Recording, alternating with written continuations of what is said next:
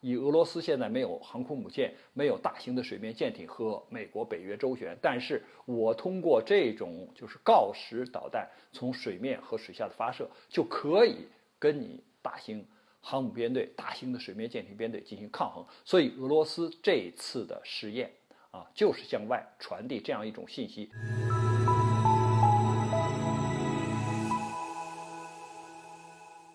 网友朋友，大家好，我是曹卫东。这次俄罗斯从潜艇试射了锆石高超音速导弹。那么它的这次试射呢，还是从水面射的。大家可能觉得有点奇怪就是前段时间它不是在水面舰艇上，就是护卫舰上驱逐舰上早就试过了吗？早就知道锆石能够发射，而且它的射程是350公里距离是比较远的，那么又是高超音速的，所以它的威力非常大。这次你说拿个潜艇在水面上试，那不是跟这个水面舰艇、驱逐舰、护卫舰试射道理一样吗？不太一样，有一些差别。因为它这次搭载的平台是核潜艇，当然是攻击型的核潜艇。那么攻击型的核潜艇，它一般是隐藏在水下的。那么它隐藏在水下，就是即使它浮出水面，你想想200-300公里，你也很难发现它和水面的大型的这种目标，就是在雷达的反射上显然是不一样的，或者叫人家这个其他的这个侦察设施就发现了。但是你潜艇突然一下冒出来，突然就打击的话，那显然它的隐蔽性更好。而且俄罗斯强调什么呢？就是说我这个攻击性的核潜艇吨位大吧，搭载的这个锆石导弹数量比较多吧，因为它一定是比基洛级或者是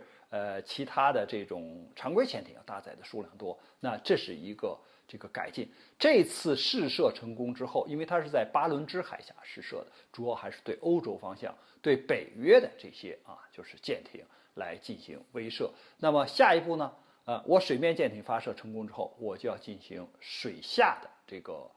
试验。这个水下的试验呢，这就带来一个问题，它就是准备11月这个试验。那么如果它在11月的这个试射能够成功的话，那说明它取得了一个巨大的进步。为什么呢？因为你水面发射基本上就是一点火或者就是一推出来就是推出这个弹坑之后呢，它马上接触的就是空气，这种发射难度不大。只是说什么呢？它打击的距离远，因为美国相同的这种反舰导弹是鱼叉，也就是打个200多公里，而且呢，它的速度呢是高亚音速的，那和人家这个俄罗斯的射程300多公里高超音速的这种锆石导弹，那是没法相提并论的。如果它能够水下发射，那这几乎就是对方根本就没法防御，因为你想这300多公里外怎么发现水下的潜艇还有一个，它一旦就是从水下发射，它的技术难度是很大的，因为它主要是什么呢？就是从一个高压气体把这一个整个的包着就是这个锆石导弹的一个壳要推出去。推出去之后呢，当这个壳就是因为它接触的是水嘛，离开水之后它会爆炸。这个爆炸呢，主要是要把它的膨胀螺栓也就是你理解为一个壳给它炸开。炸开之后呢，这个时候导弹就出来了。出来的时候，它接触的介质已经不是海水，而是说接触的是空气。那这样的话呢，它再点火就相当于在水面点火了因为它接触的是空气然后再打出去又是300多公里，所以呢，这个技术比较难。那么这样的话呢，我们可以看出来，俄罗斯现在是在试验什么呢？一种新的技术，就是从潜艇里边把这个导弹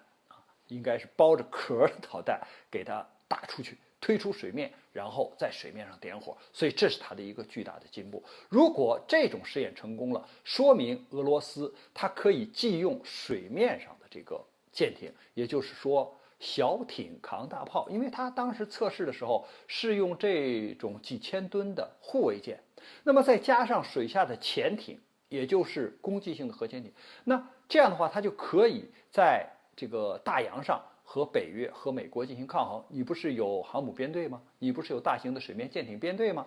我水面有小型的舰艇可以在水面上跟你周游或者是这个博弈，那么我水下随时在大洋里面就可以通过攻击性的核潜艇点火发射，那么这种技术就等于是以小博大。同时呢，我们要注意观看，就是下一步在11月的时候，它到底水下发射能不能够成功。关于这个话题呢，我们今天就聊到这儿，感谢大家关注本栏目，我们下期节目再见。